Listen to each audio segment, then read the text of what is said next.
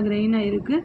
இந்த ஸ்டேஜில் வந்துட்டு நம்ம என்னென்னா ஃபைனலாக வச்சுருக்க பொடி இருக்கோம் இல்லையா, அந்த பொடி எல்லாத்தையுமே நம்ம வந்துட்டு 1.5 ஸ்பூன் நான் வந்து போட்டுக்கிறேன். பாருங்கள், இந்த மாதிரி அவுரி பொடியை வந்து இப்போ நான் வந்து ஆட் பண்ண போகிறேன்.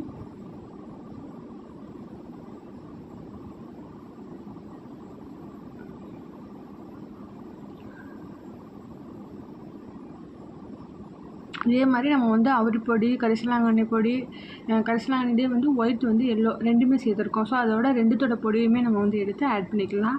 இதெல்லாம் ஃபைனலாக லைட்டாக கொஞ்சம் ஆயில் விட்டு நல்லா ஒரு சுற்றிக்கிட்டோம் அப்படின்னா எல்லாமே நம்மளுக்கு வந்துட்டு என்னவாயிரும், ஆல் இன்க்ரீடியன்ஸுமே வந்துட்டு ஒன்றா மிக்ஸ் ஆயிடும். ஸோ நம்மளுக்கு வந்து ஆயிலில் போடுறதுக்கு வந்து ரொம்ப கம்ஃபர்டபுளாக இருக்கும். அதனால தான் இந்த மாதிரி நான் ஃபைனலாக இதை போட்டு அரைக்கிறேன். இதே மெத்தட்ஸை நீங்களும் ஃபாலோ பண்ணுங்கள். கண்டிப்பாக உங்களுக்கு வந்து முடி கொட்டுறதுலேருந்து கண்டிப்பாக நல்ல ஒரு தீர்வு கிடைக்கும். நம்ம சேனலை இப்போ தான் ஃபஸ்ட் டைம் பார்க்குறீங்கன்னா மறக்காமல் சப்ஸ்கிரைப் பண்ணிவிட்டு இந்த வீடியோ வந்து உங்கள் ஃப்ரெண்ட்ஸுக்கும் ஷேர் பண்ணுங்கள். இப்போ பாருங்கள், ஃபைனலாக நம்ம எல்லாத்தையுமே வந்து அரைச்சாச்சு இல்லையா. இப்போ நம்ம அரைச்சோம் இல்லையா, இந்த அரைப்பு எல்லாத்தையும் எடுத்து ஒரு பவுடர் வந்து ஒரு பிளேட்டில் எடுத்து வச்சுக்கலாம். அப்போ தான் நம்மளுக்கு வந்து எண்ணெய் காய்ச்சறதுக்கு வந்துட்டு நல்லா அந்த ஸ்டேஜில் எடுத்துகிட்டு இருந்தோன்னா ஒரு பதட்டம் ஏற்படும். அதனால் நீங்கள் என்ன பண்ணிடுங்கன்னா முன்னாடியே வந்து ஒரு பிளேட்டார் வந்து பவுலில் வந்து எடுத்து வச்சுக்கோங்க. நிதானமாக எடுத்து வச்சுக்கோங்க. எடுத்து வச்சதுக்கப்புறம் நம்ம போயிட்டு வந்து என்ன பண்ணலான்னா ஸ்டவ் ஆன் பண்ணிட்டு ஆயில் வந்து காய்ச்சறதுக்கு வந்து ரெடி பண்ணிடலாம்.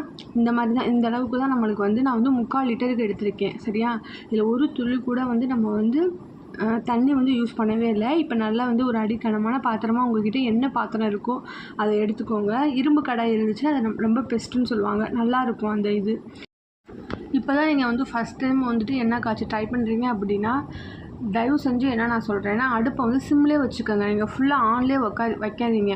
ஸோ நான் வந்து சிம்லேயே வச்சு தான் வந்து பாத்திரத்தை நல்லா சூடு பண்ணிவிட்டு இப்போ என்ன பண்ணுறேன்னா ஆயில் சேர்த்துக்கிறேன். ஆயில் வந்து 3/4 லிட்டர், அதாவது வந்து இது வந்து 1/2 லிட்டர் ஆட் பண்ணியிருக்கேன். ப்ளஸ் வந்து 1/4 லிட்டர் வந்து என்னென்னா நம்ம வந்து இதில் போட்டு அரைச்சோம் இல்லையா, அதில் மீது உள்ள ஆயிலையும் ஆட் பண்ணிட்டேன். அதோட கிளிப்பு இல்லை, அவ்வளோதான். நெக்ஸ்ட் வந்து லைட்டாக வந்து நம்ம அரைச்சி வச்சுருக்கிறதுலேருந்து லைட்டாக ஒரு துளி அளவு எடுத்து விட்டு பாருங்கள் எண்ணெய் காஞ்சிருச்சான்னு சொல்லிட்டு. எண்ணெய் சூடாயிடுச்சான்னு எப்படி பார்க்குறதுன்னு பார்த்தீங்கன்னா லைட்டாக, அதாவது ஆயில் வந்துட்டு ஃபுல்லாக கொதிக்கிற ஸ்டேஜுக்கு வந்து வரக்கூடாது. ஓரளவுக்கு மீடியமான ஸ்டேஜில் இருந்தாலே போதும். கொதிக்கிற ஸ்டேஜில் வந்துச்சுன்னா நம்மளோட இந்த அரைச்சி வச்ச மிக்ஸ் எல்லாமே என்னவாயிரும்னா கருகிடும். ஸோ வந்து ஒரு மிதமான சூடுக்கு வந்தாலே போதும். இப்போ நான் போடுறேன் பார்த்தீங்கன்னா, இந்த மாதிரி ஸ்டேஜில் வந்தாலே போதும். இப்போ எல்லாத்தையுமே நம்ம ஆட் பண்ணியாச்சு. ஆட் பண்ணதுக்கப்புறம் இந்த மாதிரி தான் நல்லா கொதி வருது. இதை நல்லா வந்து கிளறி, அதாவது பக்கத்துலேயே நின்று நல்லா வந்து கிளறி விட்டுட்டே இருங்க. சரியா, அப்போ தான் வந்து அடியில் வந்து அடி பிடிக்குதா இல்லை எல்லாமே நம்மளுக்கு வந்து தெரிய வரும். அதனால தான் நான் சொல்கிறேன், அடிக்கு ஒரு டைம் வந்து நல்லா கிளறி விட்டுட்டே இருங்க. நல்ல பப்பிள்ஸ்லாம் வரும். நல்ல பப்பிள்ஸ்லாம் வந்துட்டு அந்த பப்பிள்ஸ் எல்லாம் வந்துட்டு ரொம்ப வந்து ஸ்லோவாகிற ஸ்டேஜில் தான் நம்ம வந்து அடுப்பை வந்து ஆஃப் பண்ணணும். அடுப்பை ஆஃப் பண்ணதுக்கப்புறம்